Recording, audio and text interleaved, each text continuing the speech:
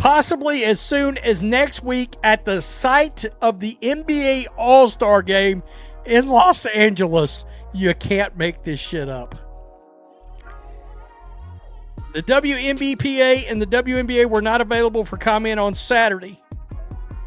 That is wild. So, over to Ramona Shelburne, who posted this on her Twitter X. Catching up on February 15th, NBA All-Star Weekend in Los Angeles. The WNBA Players Union just released a video referencing the 1964 NBA All-Star strike with one clear message. If the moment is right and the world is watching, that's when players take the shot. This isn't theoretical anymore. According to Sports Business Journal sources, a player picket line at the Intuit Dome could be the next move. And if that sounds like a PR disaster, you're not alone. Now that the WNBA players could potentially strike NBA All-Star Weekend. This would be one of the dumbest PR moves in the history of the planet. Once again, when the WNBA players came on the court during their All-Star Weekend wearing the Pay Us What You Owe Us shirts, it was maybe the biggest video on this channel all of last year, and not in a good way. Let's back up. The WNBA Players Union waited 6 weeks for a response to their proposal. 6 weeks of silence from the league. And when the WNBA finally submitted their counteroffer on Friday night, it didn't just reject the players' demands. It doubled down on the original position. Sports Business Journal reported Saturday that the league's latest proposal does not include a revenue split beyond 15%. Nowhere near the 30% the players are demanding, in fact. Sources told SBJ that the league had never actually offered 15% to begin with. IT was always less. Friday's offer doesn't exceed that number either. If they're hell-bent on getting that 30% of gross, the season's done. It's a wrap. It's a wrap. It doesn't make any sense. So, the WNBA's latest collective bargaining proposal submitted to the Players Union Friday night did not include a revenue split beyond 15%. Sources told Sports Business Journal Saturday. The WNBA PA waited almost 6 weeks for a WNBA request for 30% of share of revenue and team revenue and $10 million plus salary cap. Although it was believed the league had previously offered 15%, sources told Sports Business Journal it was always less than 15%, and that Friday's night offer similarly does not. Here's what the players are demanding: a 30% share of gross revenue, team revenue sharing, and a salary cap exceeding $10 million. The league's response: 15% or less, an O movement on the cap, no team revenue split, and here's the critical detail. The WNBA owners took 6 weeks to essentially return the same proposal with only minor adjustments. That's not negotiation. That's a message. The message is clear. This is what we believe is financially viable, and we're not budging. 50s and early 60s, the NBA was a struggling upstart. Players traveled on cramped buses, stayed in cheap motels, received next to nothing per diems, and played brutal back-to-back-to-back schedules with no off-season protections. They had no collective bargaining, no guarantees, and no real rights. Locked into restrictive contracts, players couldn't change teams. Injured players were treated as disposable. One bad break could end a career, and retirement came with no pension and no safety net. Even the biggest stars weren't spared. Bill Russell. Okay, that's where I'm going to stop it. Why am I stopping it? Because almost none of that applies to the WNBA. They're not riding on cramped buses. Good God. So, next weekend, by the way, Sunday, February 15th, at the home of the LA Clippers, the Intuit Dome. Yikes. Now, the Players Union is drawing a comparison to 1964. That year, NBA players threatened to boycott the All-Star Game unless the league recognized their union and established a pension plan. They were traveling on cramped buses, staying in cheap hotels, playing back-to-back-to-back games with no off-season protection. Injured players were cut with no safety net. Even the biggest stars, like Bill Russell, were fighting for basic rights. The strike worked. It forced the NBA to recognize the union and changed professional basketball forever. But here's the problem with that comparison. Almost none of those conditions apply to the WNBA in 2025. WNBA players aren't riding cramped buses. They're flying charter now. They have guaranteed contracts. They have a pension system. They have health care. The league has been subsidized by NBA owners for 28 years, losing money nearly every season while continuing to pay players salaries that exceed revenue. Guys, this is a horrible move from a public relations standpoint. Wow. Okay. Maybe not. Honestly, there are a lot more Natasha Clouds that hate billionaires and all that, down with capitalism and all those causes. There's enough of those in this league to possibly run it straight into the ground. Because, hey, you're billionaires, you should just give us money. Keep subsidizing the league. Oh, you're losing money? We don't give a shit. Just keep paying us. That's the crutch of all. That's the crutch of all of this. That's not being said out loud. They know they're billionaires and think they should just get paid. And this is where public perception becomes the elephant in the room.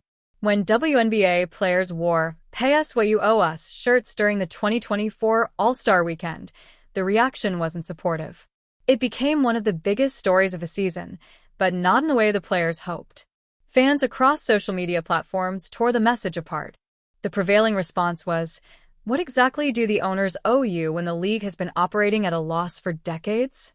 When your salaries are already subsidized by NBA revenue?" The shirts became a PR nightmare. Now, the players are considering an actual strike at NBA All-Star Weekend in Los Angeles, with every major sports media outlet covering the event. And the question nobody in the union seems to be asking is, what happens if the public reaction is even worse than last time? Go on strike. And it's going to be man. Honestly, as somebody that has a sports channel, I should be rooting for this to happen. Honestly, I should be rooting for this to happen.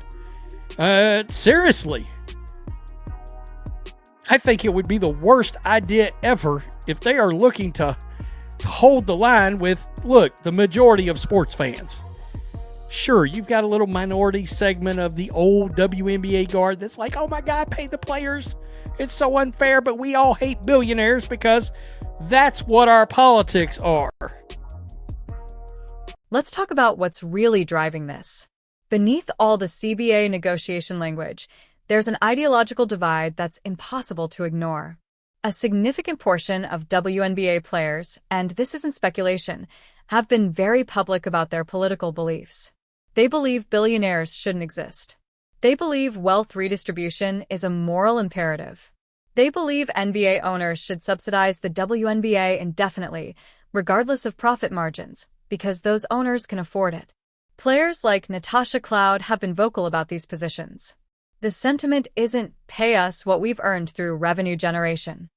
It's pay us because you're billionaires and you should. That's not a business negotiation. That's a fundamental disagreement about how capitalism should work. And when you're negotiating with people who believe your wealth is inherently illegitimate, compromise becomes almost impossible. In the video, the host notes, quote, as the WNBPA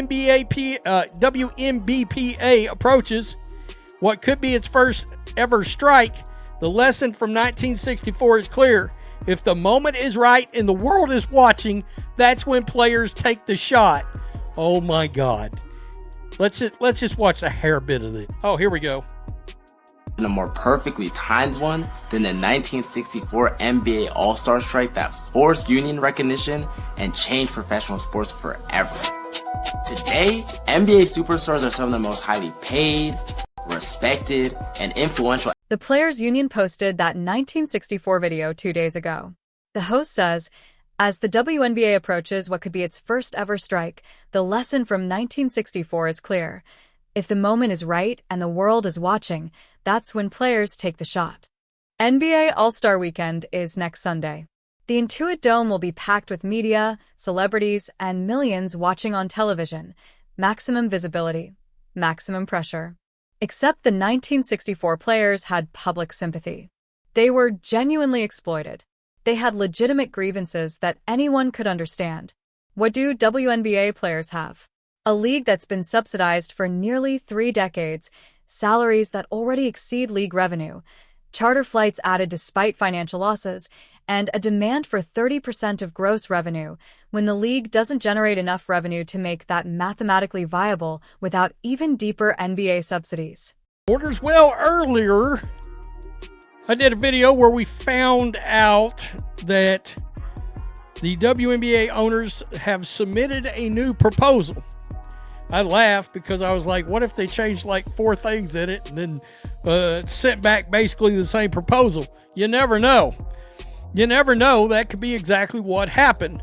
But we know the players have been upset. The players union been upset because there was a 6-week time period. They didn't get anything back from the WNBA. And it was because I think the WNBA was sending a clear message. Look, this is... Sports Business Journal reported that the players have almost unanimously authorized the WNBA Executive Committee to call a strike if they see fit. Almost unanimous. That means the vast majority of players are willing to walk out. Sources told SBJ there's a genuine sense within the union that a picket line could be the next strategic move, possibly as soon as next week in Los Angeles. Think about that timeline. The league submitted their proposal Friday night. By Saturday, sources were already talking about a potential strike at All-Star Weekend the following Sunday. That's not a measured response to failed negotiations. That's a predetermined strategy. The union was already planning this move before they even saw the league's counteroffer. Let's game this out. What happens if WNBA players actually show up at the Intuit Dome next Sunday with picket signs during NBA All-Star Weekend? First, the immediate media coverage will be massive. Every sports outlet will run the story. WNBA players striking at NBA All-Star Weekend is a headline that writes itself. The union is counting on that visibility to pressure the league. Their betting public attention will force the owners to capitulate, but here's what they're not accounting for: the public reaction. When fans see WNBA players picketing an NBA event, demanding 30% of revenue from a league that loses money, while NBA players are inside celebrating a league generating $11 billion annually, the contrast is going to be brutal. The optics aren't workers fighting for fair wages. The optics are subsidized employees demanding more money from the people already keeping them afloat. Social media is going to eviscerate this. Not because people hate WNBA players, but because the average sports fan understands basic economics. You can't demand 30% of revenue when revenue doesn't cover expenses. You can't compare yourself to 1964 NBA players when you're flying charter and they were riding buses. You can't wear "pay us what you owe us" shirts when the owners have been paying you more than the league generates for 28 years. The 2024 All-Star shirt incident should have been a warning. That was a controlled, union-approved message, and it still backfired spectacularly. Now they're considering an actual strike, which is exponentially more aggressive at someone else's event, with even less public sympathy than before. It's political theater playing to an audience already skeptical. And here's the deeper problem. Let's say the strike happens. Let's say it generates massive attention. What's the endgame? The league has already made its position clear: 15% or less. No movement on the 30% demand. No $10 million salary cap. The owners took 6 weeks to essentially say, our original offer stands. That's not a negotiating position that's going to crack under public pressure. That's a position that says, we've run the numbers. This is sustainable, and we're not pretending otherwise. So the players strike. The media covers it. Social media roasts them. And then what? The owners still say no, because the math doesn't change. The WNBA can't afford a 30% revenue split without even deeper NBA subsidies. And the NBA owners are clearly drawing a line. They've subsidized the league for decades. They've added charter flights. They've increased marketing budgets. They've expanded to 13 teams. And now they're being told it's not enough. Even billionaires who believe in the WNBA's mission are going to insist that this has to make financial sense. The players' union seems to believe public pressure will force the owners to cave, but they're misreading the room. The public pressure isn't going to be on the owners. It's going to be on the players. Most sports fans, even casual ones, have watched the WNBA's financial situation play out for years. They know the league loses money. They know NBA owners subsidize it. They know the 2024 season was historic for attendance and ratings, and it still didn't turn a profit. So when players demand 30% of gross revenue, the public reaction isn't outrage at the owners. It's, where exactly do you think that money comes from? And this is where the ideological divide becomes a strategic liability. If you genuinely believe billionaires should just pay you because they can afford it, then a strike makes sense. You're not negotiating a sustainable business model. You're trying to extract wealth from people you believe shouldn't have it in the first place.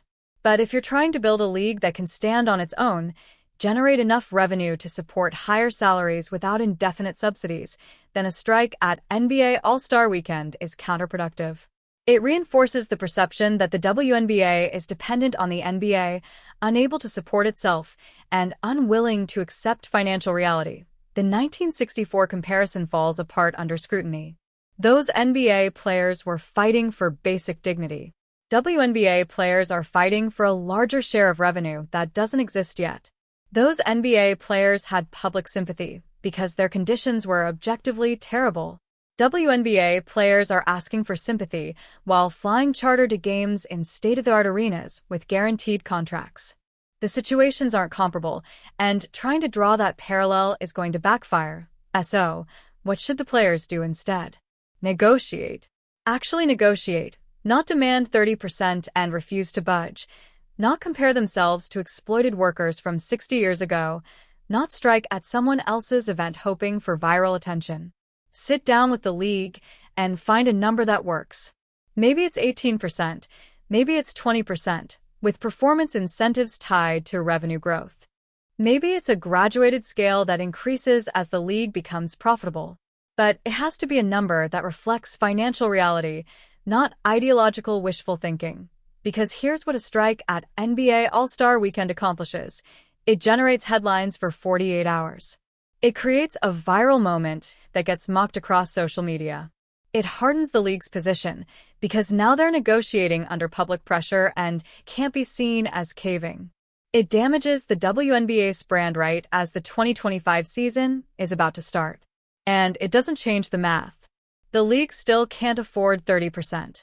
The owners still say no, and now both sides are entrenched. The players' union has almost unanimously authorized a strike. That means the executive committee has the power to call it whenever they want. Sources say they're seriously considering next Sunday in Los Angeles. If that happens, if WNBA players actually show up with picket signs at the Intuit Dome during NBA All-Star Weekend, it will be one of the most significant miscalculations in professional sports labor history. Not because strikes are inherently bad, but because this strike at this moment, with these demands, in this context, reads as tone-deaf entitlement rather than legitimate labor action. And the saddest part? The WNBA just had its best season ever. Caitlin Clark and Angel Reese drove unprecedented attention. Attendance records fell. Ratings spiked. Merchandise sales exploded. The league was finally building momentum with mainstream audiences. And now, instead of capitalizing on that growth, instead of negotiating a CBA that reflects cautious optimism about the future, the players' union is threatening to strike at someone else's event while demanding a revenue split that would require even deeper subsidies from the very people they're protesting against. If there are 3 level-headed players out of every 10 who realize this is a terrible idea, they need to speak up now. Once that picket line forms, once the cameras start rolling, once social media starts dissecting the demands, there's no taking it back. The damage will be done, and it won't be the owners who pay the price. It will be the league, the players, and the fans who actually want to see the WNBA succeed on its own terms. So here's the question you need to answer in the comments. If you were a WNBA player, would you walk that picket line next Sunday? Would you strike at NBA All-Star Weekend? knowing the public reaction is likely to be brutal? Or would you tell your union to go back to the negotiating table and find a deal that actually works? Because this isn't 1964. The world is watching, and they're not going to see what the players think they're going to.